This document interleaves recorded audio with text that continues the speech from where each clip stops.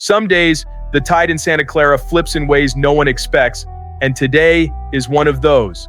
A cornerstone is out, a veteran name is circling our radar, there's a locker room signal that could shift the offense, and a quiet update that might change the week's mood entirely. Who steadies the ship when the impact lands? Who grabs the on-field microphone? Who's closest to coming back and flipping the momentum?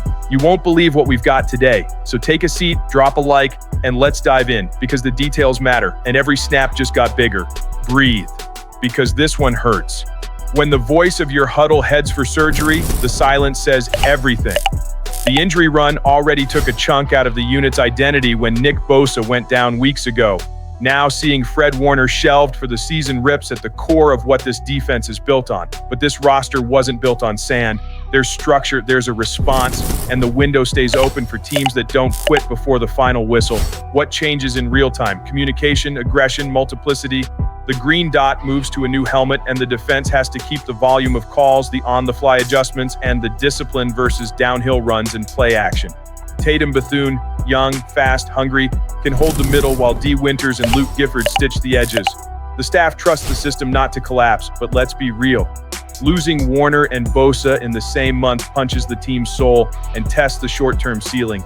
That's why the phone won't stop buzzing. Among external options, one name screams clean fit right now: Demario Davis. You're not replacing Warner, no one does, but you can stabilize the middle, keep the front aligned, and speed up reads against zone read looks and crossers. Short horizon, manageable cost, proven leadership. The profile makes sense for a contender that can't let a season slip through its fingers. What about Azeez Al-Shaair? He knows the tree and gives you range, but he's pricier. The ask could be stiff, and you can't mortgage picks you'll need when the 2026 cap calls for hard decisions.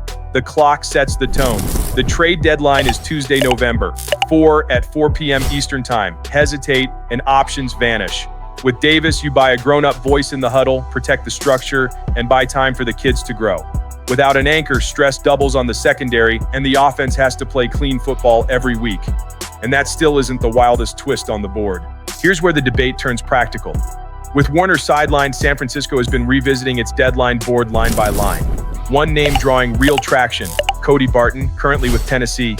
He started in multiple systems, worn the green dot in different buildings, and he brings a translator's brain to the second level. That matters because Warner's superpower isn't just range, it's communication and orchestration.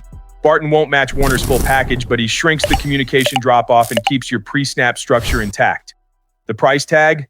Reports suggest a mid-round pick, maybe a fourth, steep enough to trigger a front office argument, but not so steep that you slam the door if the medicals and fit check out. And then there's the contract layer. Barton is under a multi-year deal. If Warner is expected back on time next season, you're effectively renting a communicator and then figuring out how to rebalance dollars afterward.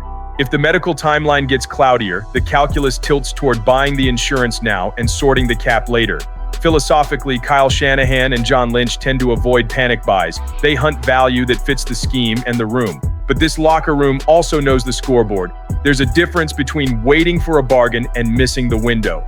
If Barton lands, he slots into a rotation with Bethune, Gifford, and Winters, lets you keep sub-packages honest, and reduces the need to live in heavy three-safety looks on early downs. If he doesn't, prepare for a crash course in accelerated development for the young backers and extra stress on run fits at the second level. The fan base feels that tension. Spend the pick and secure the floor, or trust the pipeline and keep the powder dry for pass rush. Keep that question ready, because the next domino involves the most important position in sports. There's no clean spreadsheet answer for winning without your starting quarterback. Brock Purdy, the steady hand who signed the long-term deal and runs this offense like an air traffic controller, has battled that toe injury, missing 4 of the last 5. The opening appeared for a story nobody saw coming: Mac Jones reinventing himself in red and gold. Since stepping in, the former Patriot has been more than a placeholder. Confident footwork, quick triggers, and precision in the short game have been the headline. North of 1,200 yards in 4 starts, 6 touchdowns, north of 67% completions. Those aren't empty calories. They're a system and a quarterback meeting each other halfway. Shanahan tightened the menu, trimmed the long-developing concepts, and re-leaned into pure West Coast rhythm, fast progressions, horizontal stress, defined answers. Jones answered with what he's always had at his best: processing and tempo. The result? The 3 wins in 4 and the division's still within reach. Even so, Purdy's return changes the geometry of every snap. Wednesday's work had him limited but involved. Shanahan was measured, no promises, no hero timelines. He's lived what happens when you push the body too fast. On the perimeter, the offense is sinking. George Kittle is back in the mix, Juwan Jennings has started to expand the intermediate tree, and the run game has refound its identity with Christian McCaffrey and Elijah Mitchell/Jordan Mason splitting the load with purpose. Still, the room feels the difference when Purdy's in the huddle. It's the leader of a Super Bowl-level plan, and his presence raises the collective floor. As well as Jones has played, there's an unspoken understanding that this is temporary, and that's not a knock. It's a compliment to what Purdy established. That creates a good kind of friction, competition, urgency, and meaningful depth at the most important job in sports. The fan base is split. Sit Purdy until he's unquestionably 100%, or trust the medicals and let him retune the engine. Shanahan keeps coming back to the same principle. The best decision is the one that makes the whole unit better, not just the quarterback room. Bookmark that because the next update might flip the field for the offense. There's a reason third downs have felt heavier. Brandon Aiyuk has been out, and when he's not there, spacing compresses and leverage tilts toward the defense. That's why a quiet line from GM John Lynch hit like a jolt. He's getting closer.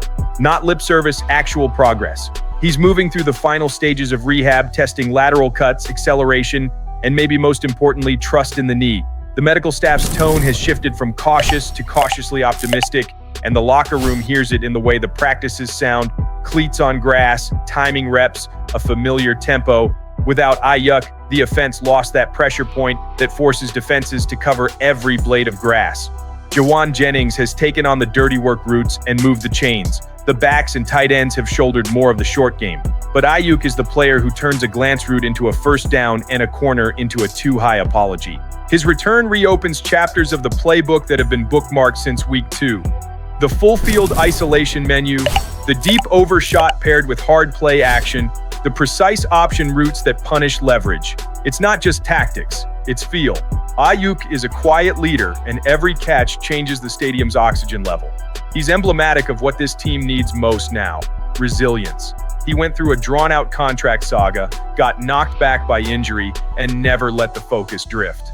The question isn't whether he helps, he flips the math the second he's active. The question is timing. Do you bring him back on a pitch count to stretch the defense even if he's not at full volume? Or do you hold the line one more week to protect December and January? Layer that with the quarterback decision and the linebacker shopping list, and you start to see how every choice touches another. That's contender football, high-stakes Jenga, where the right pull opens a runway and the wrong one wobbles the tower. So here's where we land after a day that felt like a month: resilience with a plan. Without Warner and Bosa, the defense has to find its new voice fast. With the right veteran, whether a stabilizer like Demario Davis or a communicator like Cody Barton, you can hold the middle while the edges figure out their rotation. On offense, the healthy friction between Purdy and Jones keeps the engine humming while Aiyuk creeps closer to the return that changes defensive math. Now it's every snap with intention, every adjustment with purpose. Your move, faithful. Do you pull the trigger on a linebacker, wait for health to swing back, or push chips toward added pass rush? Drop a like, subscribe, and sound off, because this stretch is defining who this team really is, and your take might be the blueprint the front office needs to hear.